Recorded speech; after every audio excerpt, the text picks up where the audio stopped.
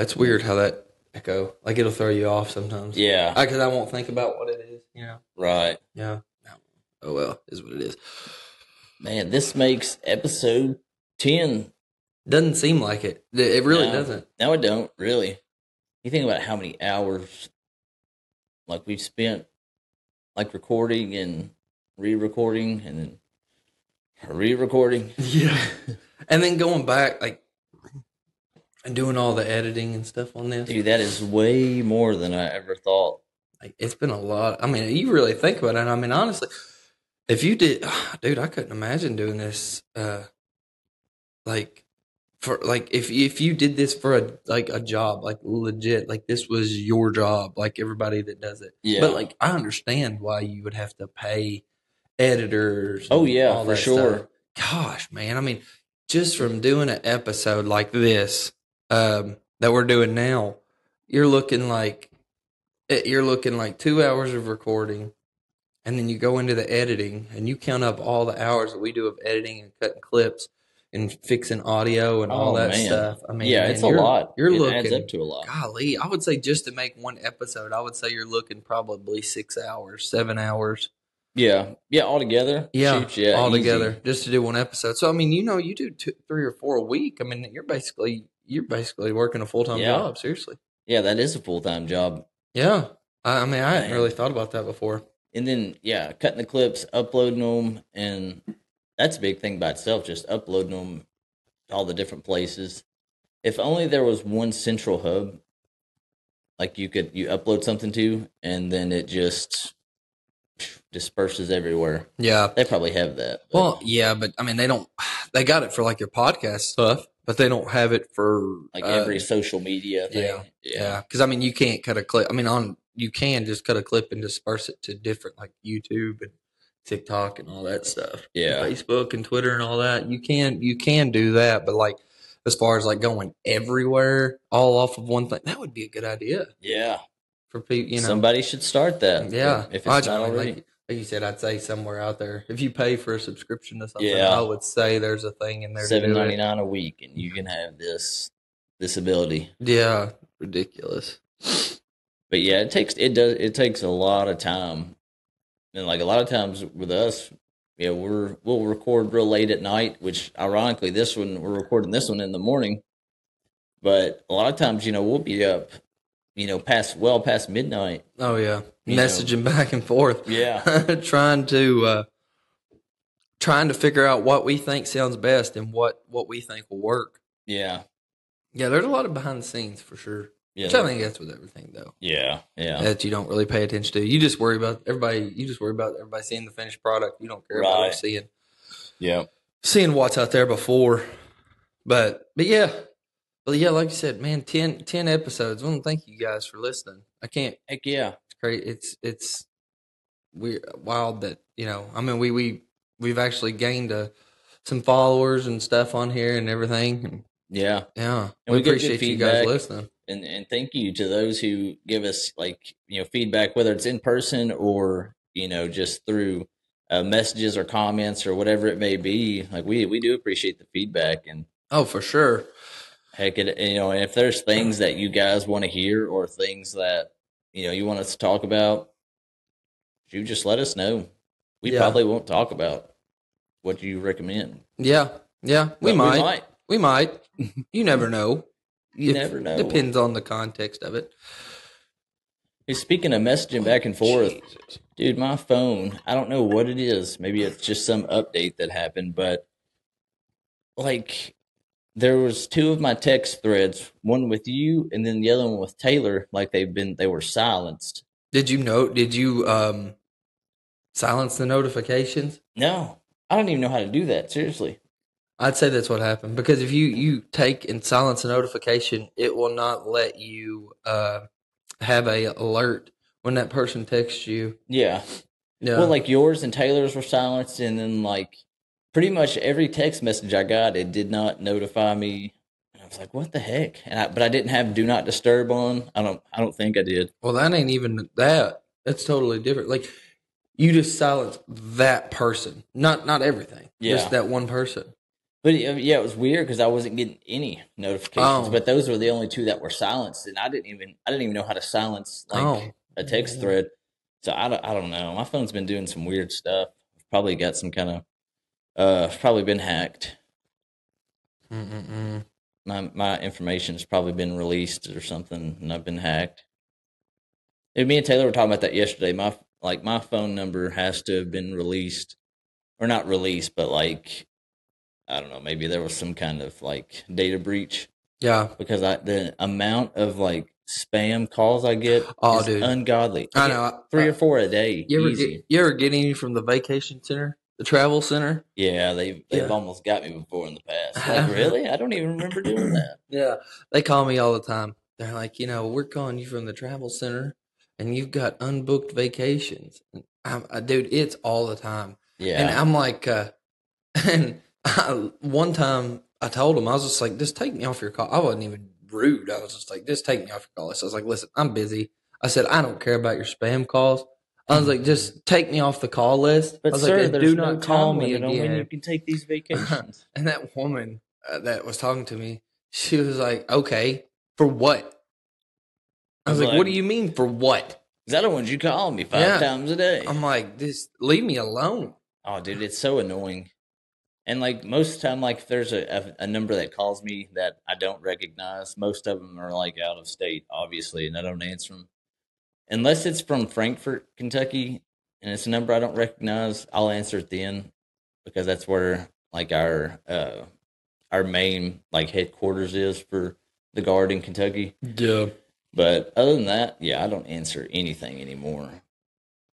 Some local numbers I'll answer, but it's so annoying.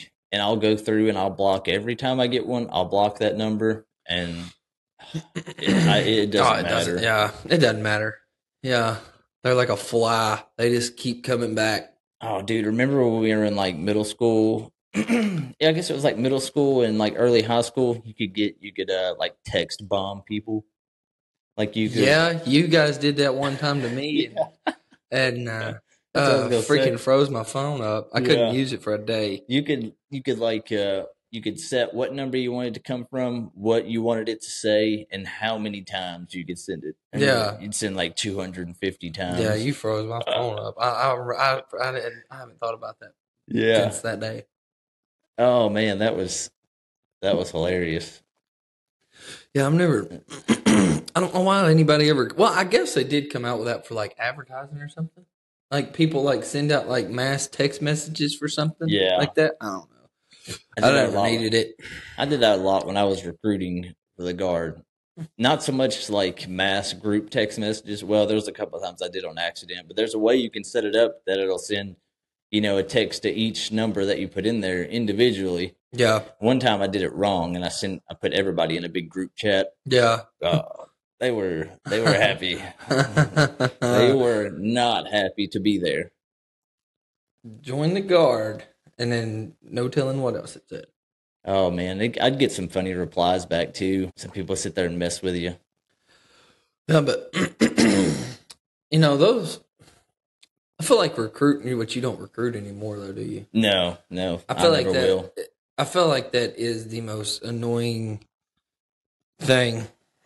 Oh, dude, it's so much. Not being like, I mean, I'm sure being a recruiter is annoying, but like, having them call you. Like, yeah. And I hate. I'm not the type of person like if somebody wants to do something. Like I'm not at all the type of person to try and convince something to convince somebody to do this thing. Like I'm not going to sit there and like hound people. Yeah. And that's essentially the job description. And that's what they want you to do, really. Yeah. Like in the leadership that's over top of it, man, all they care about are numbers. Yeah. Like if you're making your numbers, then you're doing good. They're happy. But if you're not, oh my gosh, it is the worst. But I would have to go around all these schools and stuff too and give like speeches, talk to classes and stuff. And oh my goodness, it's a lot, really. It is a very demanding job. Yeah. I will never do it again. Yeah. Never. Yeah. Yeah. You don't have to do any of that school stuff now, though, do you? No. Yeah. No, there's every now and then, like the recruiter will need some help. new recruiter will need some help to at a school, if they need a truck taken over there or something, then yeah, I'll drive the truck over there for them or whatever. But yeah, aside from that, no recruiting at all. Very happy. Yeah. I mean, where did you get most of the, like, where did the most of the recruits come from? Like the color guard or something? Yeah, junior ROTCs, some, but not every school has a junior ROTC. We didn't have one. Yeah, we didn't have one. Yeah. But the biggest one, I mean, your biggest, like as a military recruiter, like your biggest, the biggest place that you have the most, that's where most of your enlistments and stuff would come from, are high schools, colleges. Very rarely do you ever have somebody walk in and just be like, yeah, I want to join the military. Yeah. It very rarely happens. And even if you do get somebody who's even remotely interested, that's only like a quarter of the battle. Like getting them medically qualified and everything else, that is a totally different beast. And before, used to, like they wouldn't know what you didn't tell them as far as like your medical history. So unless you told them, yeah, I only have one leg. Yeah. You go in there with a pair of jeans and they'd tape a shoe to the bottom of it and they'd never know. They'd never know. Yeah. Yeah, like they didn't know any of your medical history aside from what you told them and aside from the obvious. But now they have a way to pull, every medical record to an extent, to pull majority of your medical records that across all institutions who report back to this system. Yeah. So it's made it 10 times harder, I think. But I mean, I guess in that sense, you get better quality candidates, but at the same time. Do they pay more for better quality candidates? No. So you get same as that odd creature over there that acts like he's a pterodactyl. Yeah, all goes by rank. Yeah, I do not recommend it. If you're in the military and you're considering being a recruiter, do not. So, what are kind of like some of the expectations they have? Like, I know you said before that it was just like crazy, the numbers that they want you to get, which is kind of seems like unrealistic because there's not that many people want to join. Yeah, so seems like like a typical mission whenever I was recruiting was like 15 to 16 a year, which they have like a glide path that they want you to stay on, which is like 1 per month, some months 2, which seems like it's reasonable. Yeah, from the outside looking in, I'm like, oh yeah, I could do that. I could probably do that in a few months. Mm-hmm. And then before you know it, it's been 5 months and you put in 2 people or something. Yeah. Or 1 person. Yeah. And then you're behind. And oh my gosh, they stay on you. They're like, I want to know how many people you've called today. I want to know how many high school visits you've done. I want to know how many you're going to do. At one point, I had to do a daily report in the mornings of what I was going to do that day. I had to do a daily report in the evening of what I've actually done that day. And then I had to roll it all up into a weekly report of what I'd done the whole week. And then I had another weekly report, what I was going to do next week.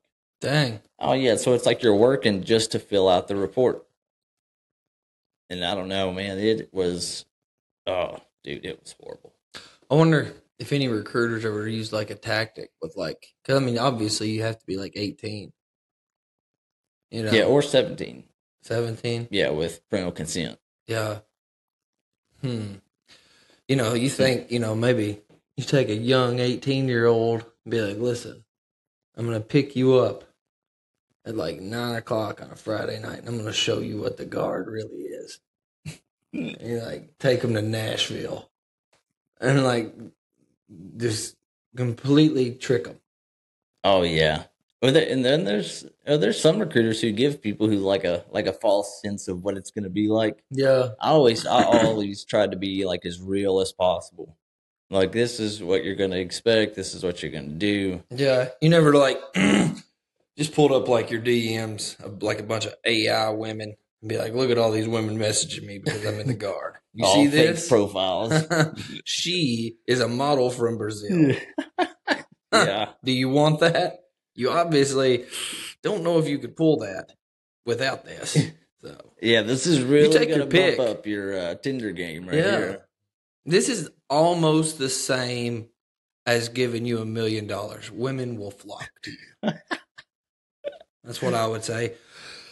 I mean, you do get a lot of like hackers and stuff, like fake profiles that'll friend you and send you messages and stuff. Yeah, they see that you're in the military. Yeah, they see military as like kind of like an easy target, or just a way to get information or something. Yeah, you get that a lot. I wonder how many people fall for it. I know older people fall for it all the time. A couple fellas. Really? Idiots. Yeah. Yes. Yeah. Yeah. I don't know them, but I'm just throwing them under that category. Oh, no, you're correct. Yeah. And, most older people fall for that. People that don't have a significant other or anything. And, like, they'll get messages from these bots or whatever. And scammers. Like, oh, yeah, look at her. Be like, telling them that they love them and all this stuff and sending which, like, the photographs. The average person could look at it and be like, oh, that's a scam. Yeah. You think so? Like, yeah, like so. That's a Sports Illustrated model and you look homeless. Yeah. Like, what are you thinking, boy? Oh man, yeah. I know a couple that are and like famous people. They use not famous people, like those scammers that use famous people, and it's like, why would freaking why would Ben Affleck be messaging you? Yeah, like why would Kim Kardashian be messaging you at 10:30 at night? I don't know. That's what I thought. I thought but it was it's crazy. Legit. But it's got to be legit. And she asked for a $50 Visa card. I thought she would have had the money. Her. Yeah. But I thought she might have just had a hard time. She told me if I gave it to her, she'd send me back $1 million. I'm still waiting on it. Yeah. I sent her my bank account information. It's just a matter of time before I'm rich. If she don't follow through, I'm going to bankruptcy here in a couple weeks. I just can't believe that she lied to me like this. And then like they end up like seeing her, you did this. You did this to me. They make it their one mission to go to Hollywood and find them. Oh yeah. Man. Why did you bankrupt me?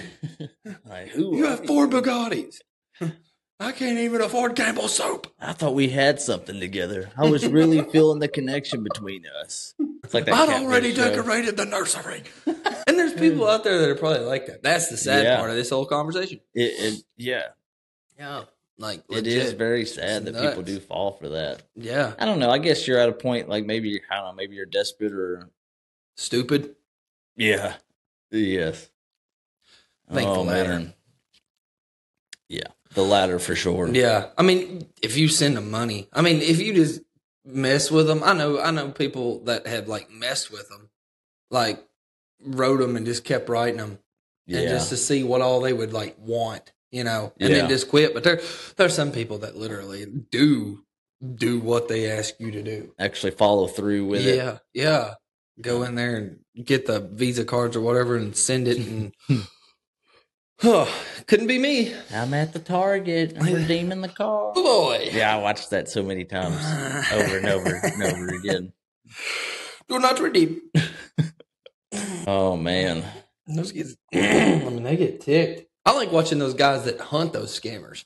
Yeah. There's a guy on YouTube, Pierogi, or I think it's his name, Pierogi. Like they get up. That might be the same guy. I don't know. Blue-haired guy? No, I don't know this guy's name.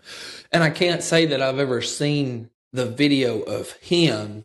It's just the video of him talking, but it's just like he's talking over the video. Yeah. And he's like, he's hacked in to that scam call center's cameras. Yeah, that's him. That's him. Pierogi. Yeah, and he's like watching them as he's talking to them and everything. Yeah, that's wild. Oh, dude, you got to check out his videos, man. That's what he does like full time. Is just like spam or scam these scammers. Yeah, and like takes down call centers and hacks into their call center and like can access webcams. Yeah. One time one video he actually hacked into this hacker's computer, and this guy was at home in his bed in his underwear, and he could sit there and see him. Yeah, it was kind of awkward, but yeah, he can do all kinds of stuff. People are wild, man. It's crazy that people even do that. That they're low enough to do that. But Yeah. I mean, I don't know. There's people. I mean, before that, I mean, you had people. I mean, you still got people that like marry people for money. Like, Yeah. you know what I mean? So it's Yeah. always been a thing. Like everybody's after a easy dollar. Imagine marrying like an 73-year-old woman, you know, being our age or younger. Yeah. Because she's got, you know, $17 million in the bank. Would you do it? Would I do it? Obviously not now. Not now. Not that I'm married now. My wife is not 73. If I was, I don't know. I don't know if I'd frown upon it. I don't judge nobody. Like, you know, like those videos. It's like when your next door neighbor Janice's husband passes away, and you're trying to slide in so you can get that collection of the 1969 Camaros, and it's that woman. She's probably in her late 60s, early 70s, like dancing on the dance floor, and that guy's over filming her, just like dancing along with her. You seen that one? Yeah, I know what you're talking about. I get it though. That's funny. Yeah. I mean, I'm sure there's people that's done it, and I'll tell you another thing that I can't stand. I mean, it irks me is when people will try to, and people are just, I think they're just like this ignorant and just like sick for doing this. But like older people that don't have anybody, like. What was it? I seen a video here the other day. What was it? Like they try to like take advantage of them. Yeah, of elderly people. Yeah, like the old people. Like they crap. I can't remember what it was. I was watching a video of it the other day, and somebody got in trouble for it. Like they were telling them they were paying. Like they took and they were paying their bills, and this was like a family member of this person. Oh man, that's like they just didn't have any kids. It was like their nephew or niece or something. Yeah. And they like were telling them they were paying their bills or something, and they were actually just like taking their money out and just spending it. And like that person, I think that elderly person ended up like getting like their house repossessed or most of the stuff they owned because people they took their money. Yeah. That's ridiculous. Like, oh man, you know, imagine they worked their entire lives for what they have. Yeah, for this and they didn't. I mean, they weren't giving it to them. Like they weren't offering to help them. They were trusting that person. They were trusting them to pay their bills, just so you know. And you know that was basically it. And they were just taking everything they had left and right, and like literally just they couldn't. What a shame. Yeah, because I was watching it. I think that person ended up. I can't remember what I seen it on. It might have been Facebook or something. It was just like a reel. Yeah. Or a little short video of it. And yeah, because that person, because they were like, they don't even have, like, we're going to have to take everything to take back what you've, you know, because they hadn't paid anything. Yeah, it was, they like racked up a huge debt. Granny's over here getting, you know, foreclosed. And can't even move or, you know, like can't. Nephew Steve is over here driving a freaking Bugatti. Yeah, it's ridiculous. And there's a lot of people out there like that. Like, I mean, you think, like, you get out into the big, like, wealthy places in, like, the big cities and stuff like that where there's a lot of older people that, like, might have not worked, or, like, worked and not chose to not have kids or anything, you know? Yeah. And their spouse might have died early on. And so they have nobody. Yeah, and don't have anybody, and they have like a nephew or something, and they end up like coming out there and staying with them, and like they just end up robbing them blind. I'm sure that happens a lot more than what I've saw on there. Yeah, but it's like, you know, elderly people are so gullible too. Yeah, and I mean if they give it to you, and they're like, you can have this much at this time, like throughout. Like, and I'll just take care of this. Like, that's a different story. Yeah. But, like, if you just they're just like, you know, you pay the bills for me and take care of everything. That way I don't have to worry about anything. And then you end up just cleaning their plate. Oh, gosh. Like, you know, she's over there living life, you know, thinking, you know, she's focusing on gardening, you know, thinking everything's okay. When in reality, the bank is on the way to take your house. And, everything you've worked for. Yeah, and I think that one was like out in California somewhere, if I can remember right. Dude, that hurts my heart. It's crazy. Yeah, it was. It's like, imagine the kind of person you have to be to do something like that. Like, what kind of morals? You're like, literally. All they were doing was robbing them, but it was like they were doing it in front of them, and they didn't even realize. Yeah, you know what I mean? Lying to their face. Yeah, I don't know, man. Yeah, I don't know how people are like that. I don't either. I mean, like I said, you know, it's a sad world. Yeah, I couldn't do it. Like, it's just people are just sick. They'll steal from you. They'll steal you blind. If some people will, if they got the chance. Yeah, it's ridiculous. But then there's a lot of people that genuinely just. I know people that have took care of elderly people because they didn't have anybody, just because you know they just had that heart. Right. You know what I mean? Yeah. And they didn't expect anything from it. I know several occasions of that. And people that do that for a living, you know, they stay with the elderly. Yeah, just sit with them and stuff. Yeah. Stay with them and just kind of make sure that, because their family lives out of state or something, and they can't be there to do it themselves. Well, that just goes to show like how much that money has like an influence on people's actions, like the things people will do for money. Oh, it's ridiculous. It is ridiculous. I don't know. I don't know how you get to that point where you would want to scam somebody, or you want to do somebody that way just to get money. Yeah. Seriously. I don't know. I wanted to ask you. I was going to ask you this one time. What? Because I've always wondered it, but it's nothing. It's completely off topic. But it's talking about the chicken houses and stuff. Because I think about it a lot, because where I wake up in the mornings and in the evening times, I smell them. So I constantly think about them. Yeah. Whenever you have like chickens, whenever you have birds that are going out, how do you have to go in there and catch those, or no? How does that work? They have a crew that catches them. Are they come in and just catch them by hand? Mm-hmm. Dang, how many do they catch at They a crew can catch 2 houses in 8 hours. And how many are in a house? That's about roughly like 36,000 birds. Holy cow! Yeah. And one house is like 100 yards or something like that. 500 feet. Yeah. Dang. Yeah, they catch one house in 4 hours, and sometimes 3.5. And they just go in there and grab them by hand? Yeah, they just pick them up and put them in these little things. Like they got plenty of room, like they can move around in them. And they set them in there, and they've got this like forklift, and they take it out and set it on the truck. And then they strap it down. And in the summertime, if it's hot, they got a big fan with like a mister on it. And it takes and shoots a mist and cools them down. And then in the winter, they take and wrap it with this. They leave like the top and the bottom open so it can get fresh air in there. Yeah. And they wrap it with like this insulation wrap to keep them warm. Mm-hmm.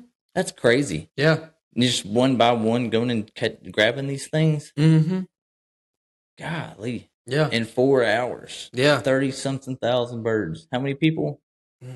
It just depends. Like 5 or? Yeah, it's like 7, 8 people, something like that. Dang. Yeah. They're quick. That is crazy. How many can they catch at once? Like, I mean, I don't. Like one in each hand or something? I mean, well, I don't think they try and catch a bunch. Like, they're just quick. They might pick up like one. They may pick up 2 or 3 at a time and sit in that thing. I don't even know what you call it. Yeah, I've seen them drive by, like the big semi trailers loaded down with them. Yeah, feathers going everywhere. Yeah, holy cow. Yeah, it's not that. I mean, it's really not hard work. It's just like labor intensive, like because you're like constantly bending over and picking. Yeah. Raising back Oh up. yeah, I would imagine. Yeah, but yeah, I mean, it's not. Yeah, I always wondered that. Like how do they get all these birds out? I wonder if it's like at one point I was almost wonder if it was like you like you would with cattle, like herd them through this little gate Yeah. up under the trailer. No, they can just they catch them by hand, like one or two at a time, and they pick them up and they just set them over in that thing, and then that thing's constantly coming in and out, picking up a full crate, dropping off an empty crate until you get to the end. And then they bring, like, I guess you have so many days after, like, after you have birds go out, you have so many days before you get more. Mm-hmm. Usually, yeah, like a couple weeks or something. Yeah, it's usually like 2.5 weeks, something like that. And who brings the new ones? Like the company? Yeah. Oh, okay. Yeah, they bring them. They're just little chicks, little baby chicks, and then you take and you let them out onto this new bedding that you have, and you got all these new little feed things and everything, and you just they just take off running. And you've got to clean out like all that's you got to clean out the whole house after you have birds go out. You go in there and clean it out or something, or you got a machine that goes in there and just takes all that out and leaves all the bedding, and then you go in and put stuff over top of it. Yeah, I don't know. I always thought it was kind of interesting. Did you see them? It's neat. It is. I mean, it's neat to watch, especially if you never like seen it or been around it. Like I've never, other than seeing your houses and stuff, like I've never really been around it.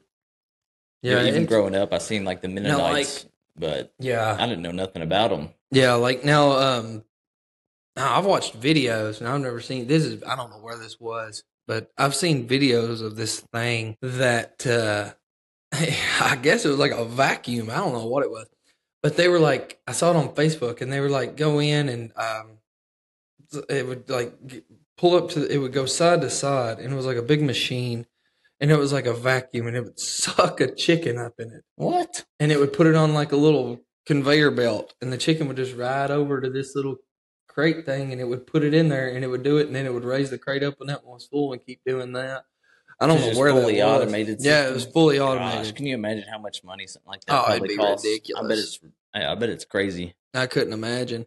It would be an insane amount of money to do that. But yeah, it's crazy. You enjoy it? Yeah, it's not bad. I don't mind it at all, to be honest with you. It's pretty. I mean, it's year round. You do get a break from it, but then you don't get a break from it. Yeah, because it's like constant. Like you constantly have some going in. I guess your break would be like in between. Right now. Yeah, like I've got a break right now. It's like you get. What is it? Like you could take a week after they go out. Like this time.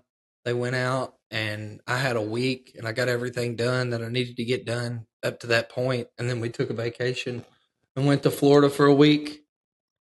And then I got back, and now I'm gonna finish getting everything ready for a new flock coming in. So I mean, you do get time, but it is time consuming because like there's days that.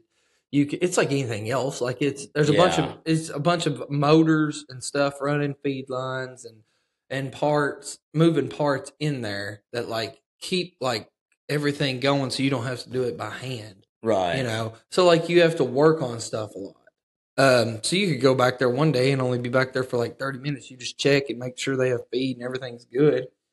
And then some days you go back there and you could literally spend. Oh gosh! I mean, you could spend 12 hours in there because you could have like 3 or 4 things break. But it's like it's pretty flexible though. Like you can kind of create your own hours almost to an extent. Like you have a lot of. Oh yeah, I mean, I've got a lot of freedom. Yeah, like I do what I want with it. And when I get done, if I got something else going on, I mean, I can just quit and go do that. You know?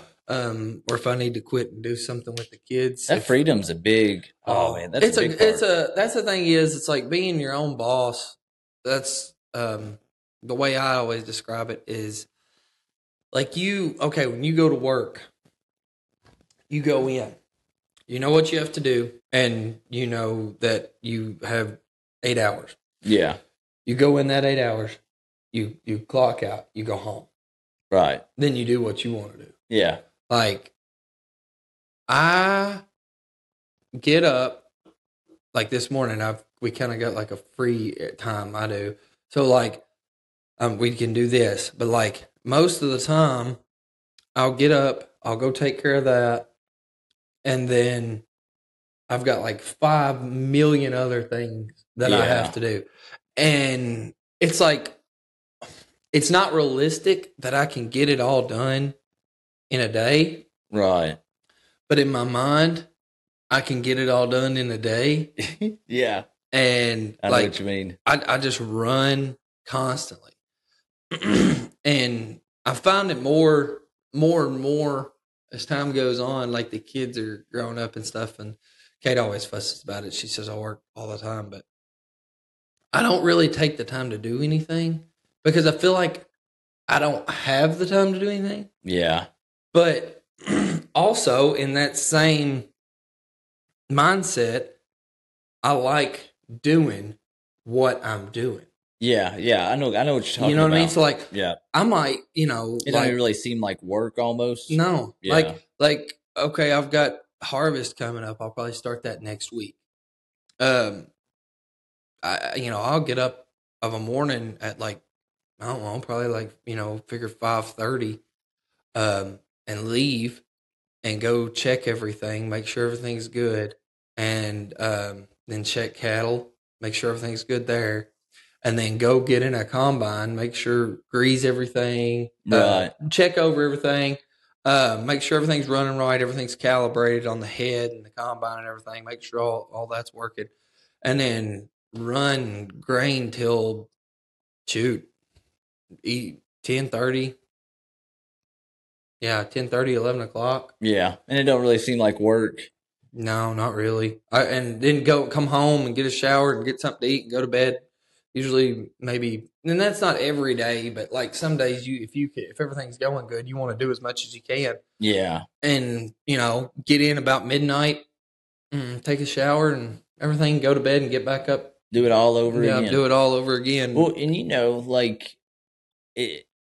I guess like it does, like it seems to someone who's not like a farmer or anything, like it would seem, or to the world, like you don't have to have an education to be a farmer. You don't have to go to college to be a farmer. Yeah. But look at all the things you have to know how to do to be a farmer. Yeah, I can say this. I went to college, but I left. Like I quit. Yeah, I quit. Junior year, I quit. And everybody's like, "Oh, you should have went back and got your degree." Well, for what? I'm with that degree that I was going to get, and what I'm doing now, I'm making about 6 times more doing what I'm doing now than I was going to make with that degree. Like I was going to college, going to get into 65. I think it was going to be like $65,000. I can't remember the total amount of debt that it was going to cost to get a degree. Yeah. To get a job that topped out at like, and I mean, when I say topped out, like I'm talking when I was like in my 40s. So like probably like 12 years from now. On the high end. On the high end, like 55.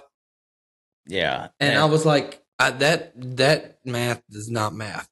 No. That makes no sense. 2 + 2 is not making 4. I can go out and get a job and start out right now and make that kind of money. And like starting out, like after taxes, like you were only going to get like 29,000. Yeah. Like that. Like it was low.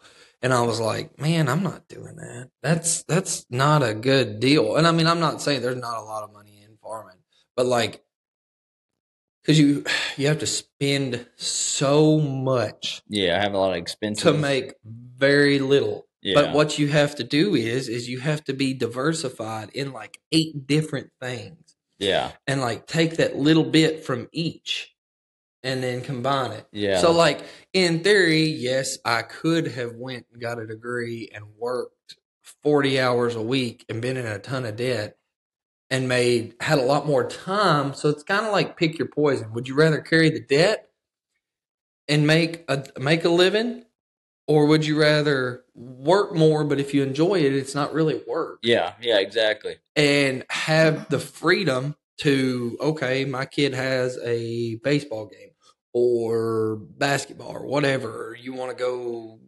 golf at this time, or you want to go on a vacation or whatever. half the time that you don't answer to anyone. Right. You pick your time that you want to do it, and just you get everything that you can done up to that point, and then you can feel good about going and know that you don't have anything to do. So it's kind of just like a pick your poison kind of thing. I enjoy working all the time because it doesn't feel like work to me. I love running equipment. Yeah. I could sit in a tractor or a skid steer or a combine or a dozer or an excavator. I could sit in any of that for, all day long, 12, 14 hours a day. Yeah.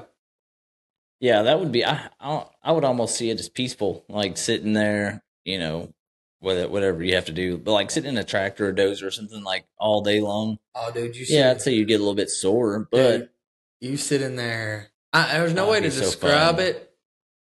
I mean, I can't describe the feeling of it because I can't say it's a feeling. It's just a clarity in your mind. Like you're sitting there at 9:30 at night, pitch black outside, planting.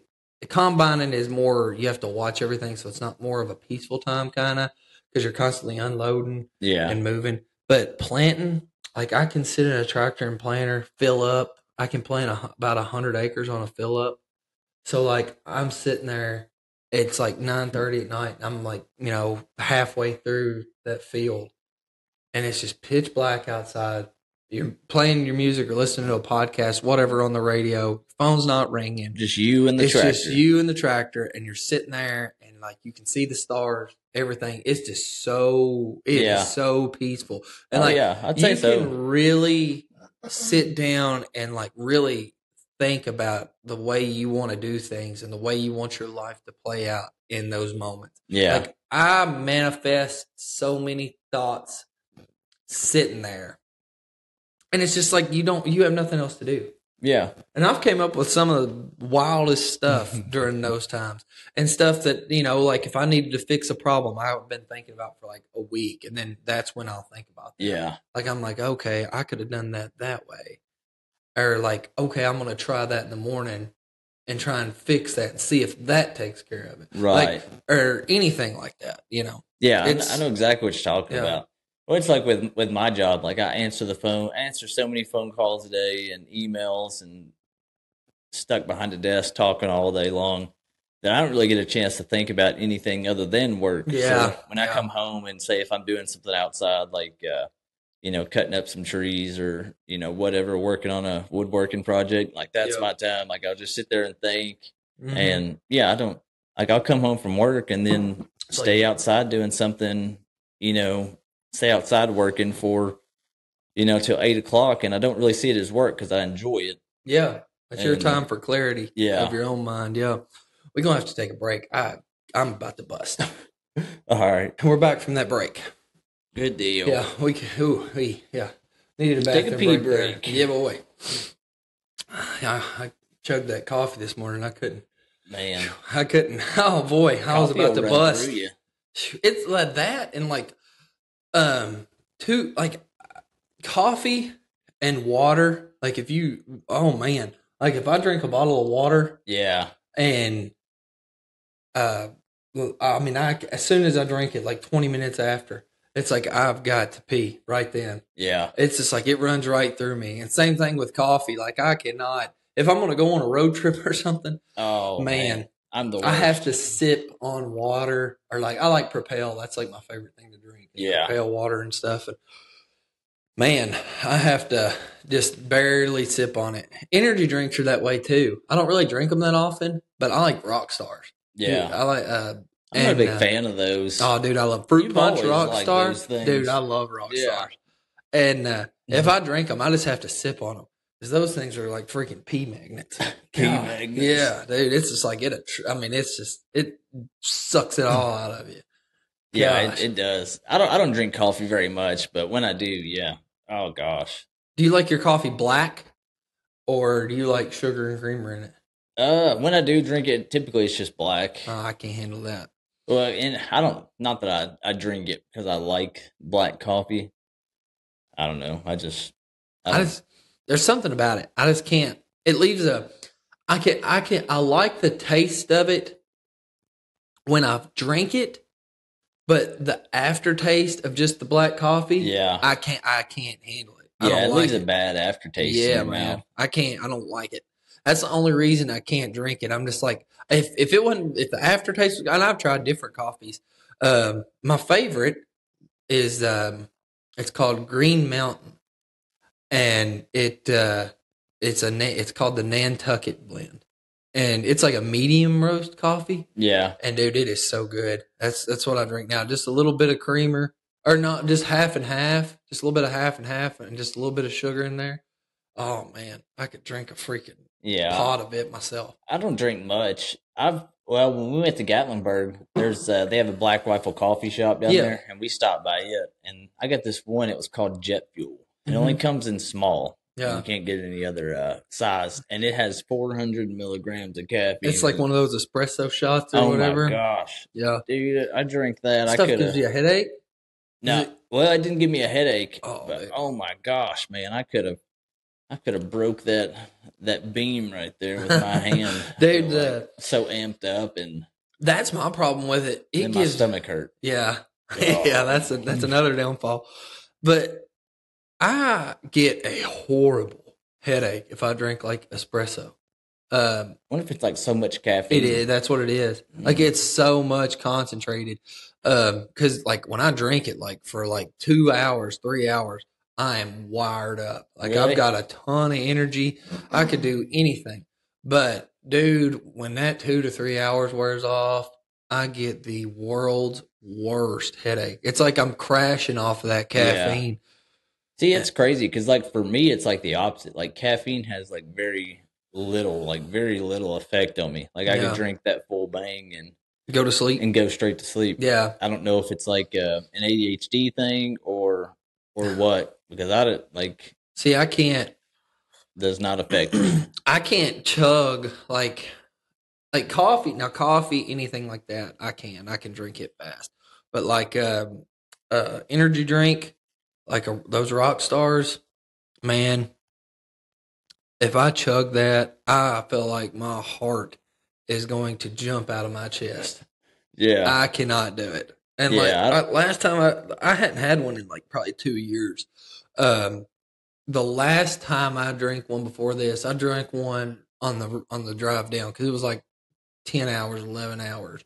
And I hadn't had much sleep. Yeah. So I took and I took have to have one. Yeah. On those road trips. Yeah. And like I've never stopped on a road trip to take a nap, but like we were going to get there at like 5 a.m. and like we weren't going to be able to do anything. Yeah. You couldn't even check in or nothing. Yeah. So I was like, so we stopped halfway through at a gas station, filled up whatever. And I was like, I was pulled over onto one of the parking spots over there. Yeah. And I was like, I'm just going to take like a little nap real quick. Cause I was like, ain't no sense in getting there at 5 a.m. Right. It's still going to be dark. You're not Everyone else is probably already asleep. Yeah. Everybody was asleep. And I was like, so I just pulled over and took a nap there. And, I think I'm going to start doing that, on a road trip. Like we leave real early. Cause you know, we've got the little kids, you know. Yeah. And it's easier to drive through the night, especially with kids. Yeah, which this time on the way back home, we did it a little different. We actually left at 11 o'clock in the morning, and we stopped and ate lunch, and then there was like a few stores on the way back through. We wanted to kind of stop and check out, and it was so we stopped and pulled off. There was a shoe store in Alabama, and it was like a humongous store, and it had like all kinds of clothes and shoes and boots and all that stuff. So we stopped there and got the kids. Kate got some shoes, and Preston got a new pair of shoes for school and stuff, and did that. And then we stopped and ate at a steakhouse on the way in for supper, and after that we were like 5 hours from home. Yeah, and then I just deadheaded on in, you know, and came in. But I love that. That was the way to do it. And it kind of surprised me because, I mean, you know, with the little kids, like Pierce, you know, he's 7, and Palmer she'll be 2. And shoot, normally they would be, they couldn't do that. Zonked out. Yeah, they would be, yeah. and they can't do it awake. But they were awake this time, and they were sitting there like they were playing games and sitting back there just talking to each other. And they were Pierce and Preston were like playing with Palmer, and that it was actually a whole lot better than what I figured it was going to be. But I'm kind of to the point now that honestly, I would rather fly than drive. Yes, but I just don't know about it with the kids. Yeah. Well, I'm curious as to how they would do with it. Yeah. Well, and that wouldn't even be a long flight from like say flew out of Nashville or Louisville down to Florida. Maybe a couple hours. Yeah. Yeah. But see, I want to go eventually. I want to take a trip to Hawaii. Kate has some family that's down there. Oh, really? Mm-hmm. They come in every couple of years, like every 4 or 5 years. They fly up here and spend a week. That would be awesome. And we've talked about it when the kids get a little bit bigger. Maybe when Palmer's maybe like 4, something like that.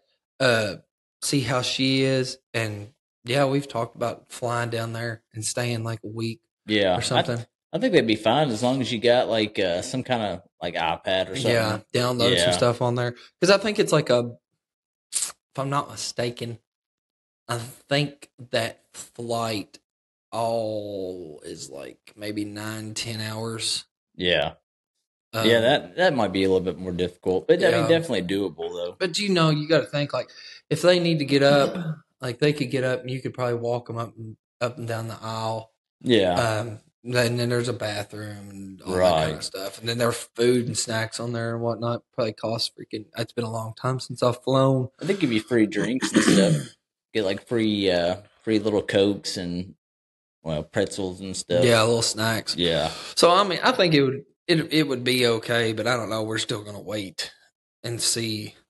Give it a little bit more time. Before we do something like that. But I've been on several flights and there's been little kids and. But have you ever took your kids? No. Now Taylor nor the kids have never flown. Yeah. And I've flown like 50 times. Yeah. Probably more than that. See, I've only flown like twice. And before I built the addition onto the house, I think I told you about that. I think I have. I was going to get my pilot's license. Oh yeah. Yeah. And I've got a cousin that lives in Louisville and he has his helicopter license. And that would be cool. He was going to fly down and pick me up, and we were going to fly around. And we never could get it to work because, like, when he was at work, I was free, and when he was free, I was working. Yeah, we never could get a time. And I was like, well, honestly, I could use the extra space at the house with the kids because Palmer was getting ready to be born. We were going to be needing another bedroom and another bathroom and all that stuff. So I was like, well, I think I'd rather spend my money on that than the other. I wonder how much that cost. I think it could have changed, but I think the last time I quoted it and talked to the guy about it, I think it was like you had to have like 10 hours of flight time to get your license. And it was like $1,000 an hour. I think it's more. It may not be at that time. It could be up. I know, like when I was in recruiting, Taylor County has an aviation program, and like you can actually work on getting your private pilot's license. There was a kid there who was fixing to graduate, and he either already had it or was fixing to get it. Like that is crazy. Like they had a flight simulator in there and everything. Yeah, and like what people don't think is like. Yeah, it's expensive to get, but the biggest part of it is like if you had to, I don't know how the back end of it works. Like if you have your license, I don't know how that works. Like I don't know if you can rent a plane. Like if you have your if you have your license, you can rent a car. Right. But I don't know if you can do that I don't know how that works. I don't think it's that way. I think you have to own your own. Or know someone that has it that would let you use it. Yeah. But like that's the most expensive thing. Like if you were to buy a plane. Oh heck yeah. I mean, you can buy one from what I was looking, it was Like on price. the low end, like 30s, Yeah. 40s, something like Yeah, that. Maybe. for like a little 4-seater or something like Yeah. that. But it's like, yeah, that's expensive. Okay.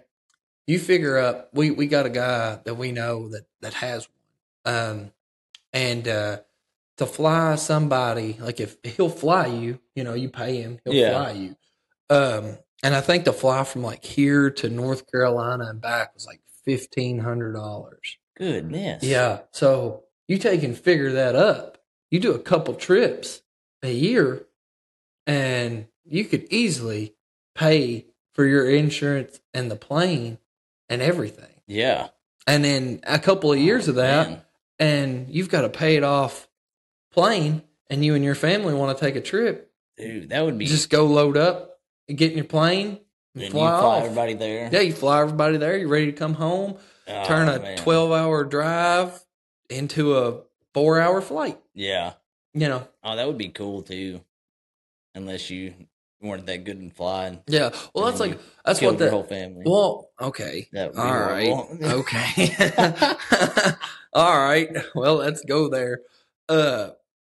Talking about that, that's like most people that die in a plane crash. It's like what happens most of the time is, and I never thought about this, the plane will fly itself, a helicopter won't, but a plane will. Like autopilot? Well, no. In a sense? Well, kind of, but like you can get them with it to take you towards the destination. Yeah. But like if you get up in the air, all you really need to know how to do, the way they described it to me, is take off and land.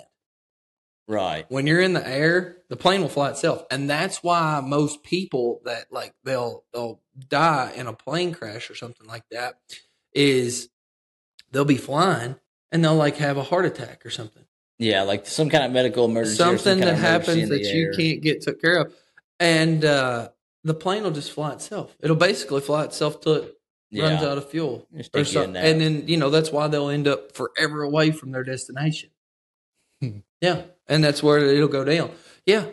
And I never thought about that. I was like, I never put that much thought into it. I was like, I guess that's right. Because, once you get up there, the wings are carrying you, and the motor's repelling you. So, you're just basically just floating across through. Yeah, I guess your biggest thing is like holding it on course. Or like keeping it on course, or however that works. I don't know nothing about flying. I don't either. I just talked to him about that and kind of got the gist of it and kind of talked to him about the classes and stuff. And then when I decided to build on, I just put that on the back burner. Yeah. I was like, I'm not going to worry about that right now. Maybe in a later date of my life, I might. That would be cool, I might do that. I thought so too. Just because, like, you think about all the people we know who fly, there's not very many at all. Mm-mm. Like, I could list like 3 maybe that I could think of. There's a guy I went to basic training with. He went to a flight program. He lives in Arizona.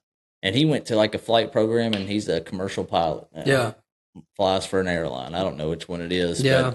But dude, that would be awesome. It would. I know a guy that flew for UPS. We did some work for him.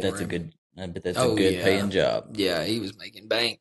And he was like, you're home like 3 days a week, 4 days a week or something like that. You fly 3 days a week. But you're like, when you're flying, you're flying. Yeah. Like you're not like sitting at a place for a minute. Like, you fly to a place, they load you up with cargo, and then you load back up. You go to the other place, they unload you there, and then you load you back up with what's leaving there, and then you go. It's like you're here, there, here, there, here, there. Oh, yeah. And then for like, I can't remember the time frame, what he told me, because that was years ago when I talked to him, and I can't even remember his name. It's been so long. But yeah, he said he liked a couple years to retire.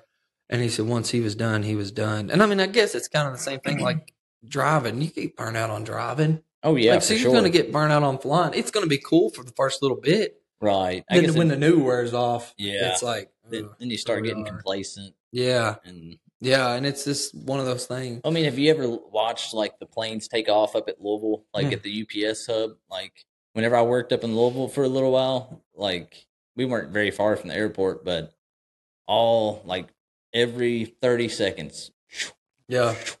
It's like, oh my gosh. Yeah. And unreal. And like you've got, but then you do like like we were talking about the private stuff, like that's a totally different Yeah. airport thing. Like I don't think that like if you're in a private plane, I don't think you can land at those like commercial airports. I don't think so. You have like your private They airports, have like that a you regional can land. or something, like smaller ones. Mm-hmm. Yeah. That's small. That's got a couple hangars on it that people store their planes in. Yeah. And you can land there and refuel or whatever, and then take back off. Man. But that was always my thing. I was like, man, you get there, like trying to find those little hubs and stuff. Like that was always what was in my mind. I was like, man, if you were to fly like that, I was like, and trying to get to a hub, and like you're doing it for the first time, and like you have your family with you or something, or like or people that were paying you to fly them, right? Like, man, how nerve wracking that would be. Yeah, that's a lot. Well, we missed our airport. Oh man, we'll turn around, and then like you're literally just flying in circles for 10 minutes. It's like, I don't know what I'm doing. You guys, the last thing you want to hear from your pilot. You guys won't believe this, but I forgot to get fuel. Ain't that crazy? We're gonna make it about 10 more minutes. Don't you know what you're doing? I'm still in school. I don't even know what I don't even have my license. Yeah, I don't even know whose plane this is. I picked this thing up last night at midnight. Got it off Craigslist. Yeah, from a guy named Steve, and he lived in a trailer park, and he had it under a tarp. It was a good deal, though. It was a good deal. Yeah, you wouldn't believe what I bought it for. Didn't buy it, stole it. So did Steve. What's the same as like driving, like, well, not the same, but like I think about that. I think about it on the driving aspect, like driving a truck like all the time across the country. Yeah. Oh my gosh. I would be afraid that I would turn down the wrong street and you would see me on one of those videos where the truck has tried to go underneath an underpass and ripped half their trailer. Yeah. I would be afraid of that. I've never drove the whole way. I drove a little while. I went to Nebraska here earlier in the year with a semi to pick up a planter. Me and the guy that helps us, and he did most of the driving, which he's been driving for years. And see, I've only had my CDLs for a couple years, and I've always been the one. I only really got it for harvest and stuff, so I could move the grain and stuff with the hopper bottoms and stuff. And I've never really done anything like that. So it was weird. For the first time doing it, it was nerve wracking because it was like 2 a.m. and I can't remember where I was going through. It was either I think it was like Iowa. And there was like construction going on. So you had to like stay in between the cones. Yeah. And it was like dark, and I think I was fine with it. It was just, I was a little tired. So I was like trying to pay a lot of attention and really focus because, man, you always hear it. It's like people are crazy. They are on the road, and you see it in cars. Yeah. People come over. But, dude, when you're in a semi, dude, people are, it's just like it doesn't even register. Like if they get over in front of you, you cannot stop. No. It's not there. No. And dude, they will try and cut you off, and you cannot look away from the road, at all. Because, I had instances multiple times where people, were cutting over onto me, and, you gotta honk your horn because you can't go nowhere. Yeah. And, if they get over and get under one of your wheels, you're just going to roll right over. You got Brittany over here texting and driving and swerving in the lane. And you'll even be going down through there, and I don't even put my phone anywhere near me. I'll set it down, and, you got your headset and stuff. Yeah. So, everything's Bluetooth. So, I touch nothing. My phone's sitting down there in the cup holder, away from me. And, I didn't even turn the screen towards me. I had it facing towards the other way, so all I could see was the back of it. Yeah. And so if somebody called you, you could just hit a button and talk. So you didn't have to look away. Right. You didn't have to do anything. And man, I was driving down through there, and there would be people in these commercial trucks hauling these van trailers from stores and stuff. And they would have their phone mounts sitting right up on top of the dash, looking straight at them. And they'd be sitting there. And I've seen multiple times guys were just sitting on there driving with their semis, just sitting there, let's look at this. Yeah. Jesus, I've seen them doing that. Oh, my gosh. Oh, it's a good way to get in trouble too. Oh, Like, dude. especially if you got caught. Man.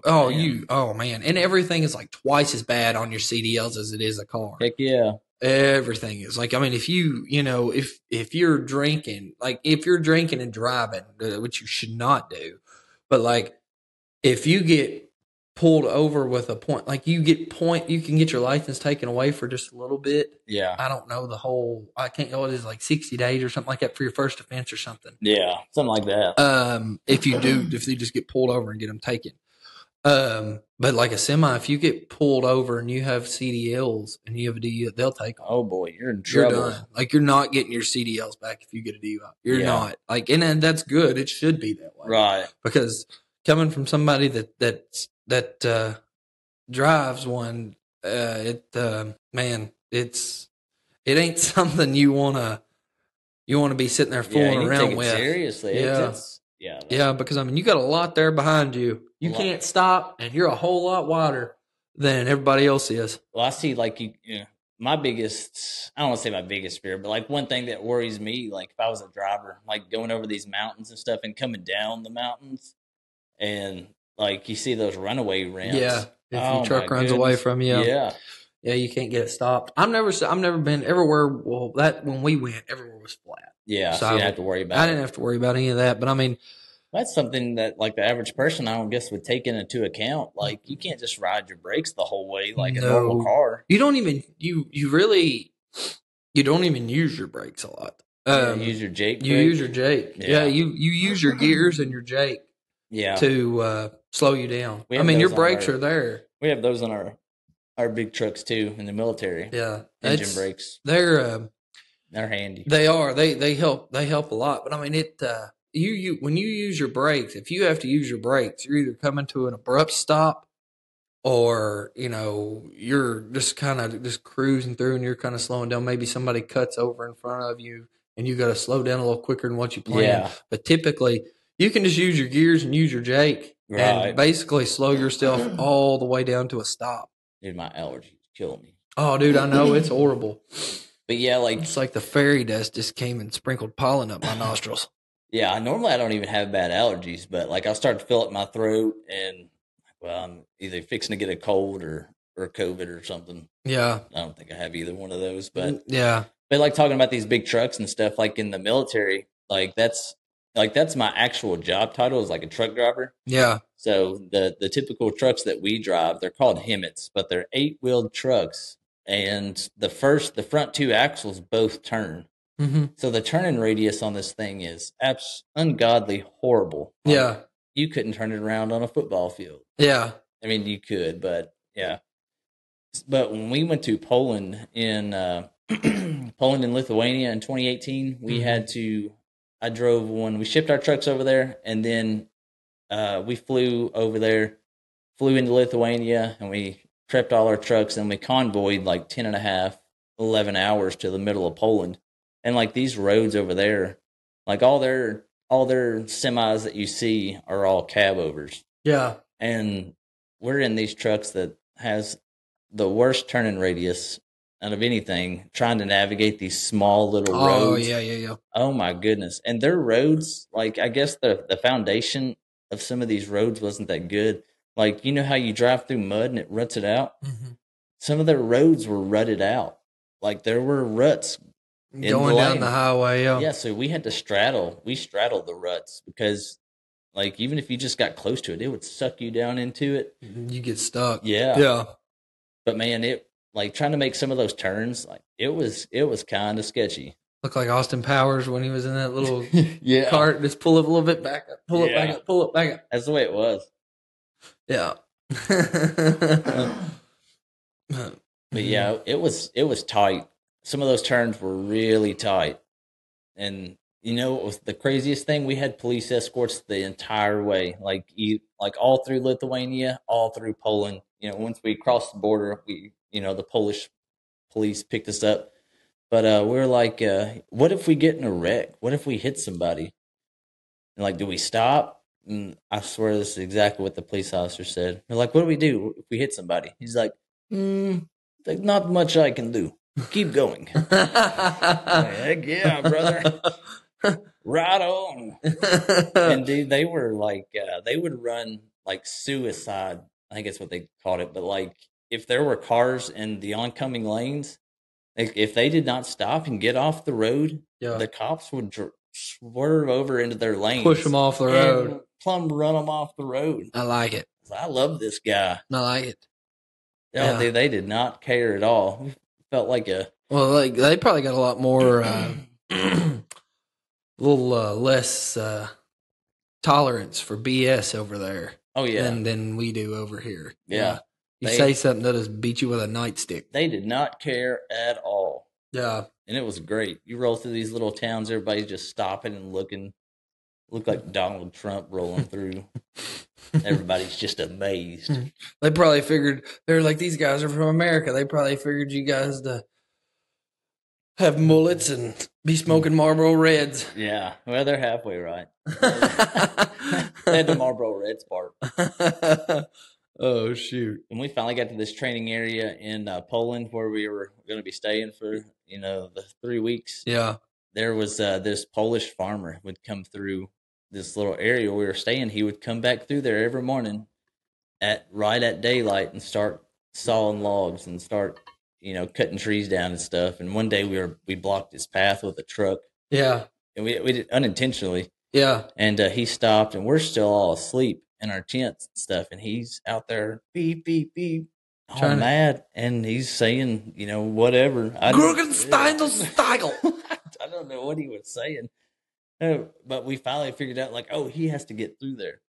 And so we got out of his way. One day he brought his wife out there. Mm-hmm. And she was not anything to look at. A Helga, if you will. Oh, yes. Yes. Well, it was hot that day. And they were out there cutting up firewood and stuff, and stacking it on their little truck. Mm-hmm. Well, she got so hot, she takes off her shirt.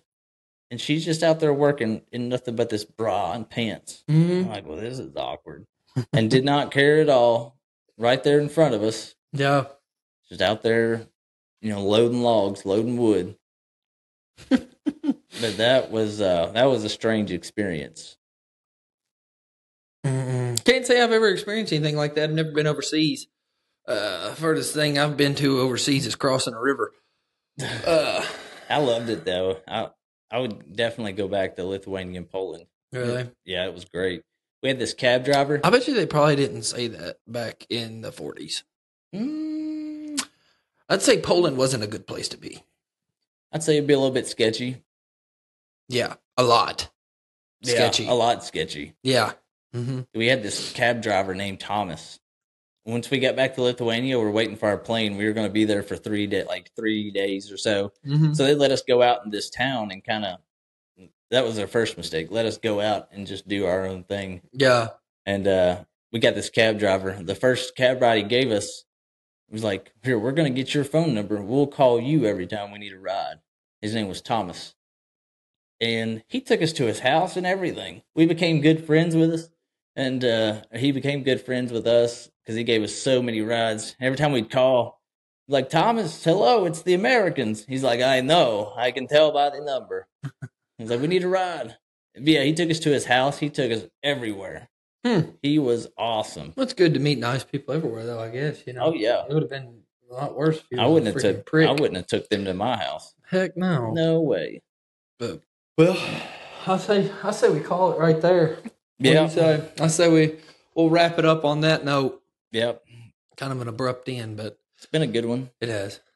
But we want to thank you guys for listening to this episode. And really just keep trying to, we got just keep up with us on like our socials. Go check out everything else. We made a Facebook. Yeah, we got a Facebook page now, Instagram page now. Yeah, which we've had TikTok and YouTube and everything. All that is still, it's all at the fifth take. Yeah. Everything is. So you should be able to just type it in, search it. We try to post like our little clips and stuff, like little funny tidbits from the podcast and whatnot, some serious stuff, just whichever we think would make a good little clip. Yeah, we appreciate it. Like, like, share, comment. Like I said, if there's things that you want to hear us talk about, or things you liked, or just any kind of feedback at all, like on how we can make it better, or things you think we should improve on or do differently, please just let us know. We're trying to just give you guys the best content we can. And yeah, for sure. And like with you guys, just liking a video, commenting on it, doing something that kind of gets it out there. The more interaction you get, the more it gets out there. Yeah. So it helps out more than you know, and it literally costs nothing. It's free. Just if you enjoy what you're watching or what you're hearing, just kind of share it if you can. Because like I said, it helps us more than what you know. Seriously. Yeah, we're gonna put Greensburg back on the map. Yeah, boy. Well, I don't know if it was ever on the map. To be honest with you, I don't know if it'll ever get there. But anyways, I want to thank you guys for listening. We appreciate you, and we'll see you in the next one.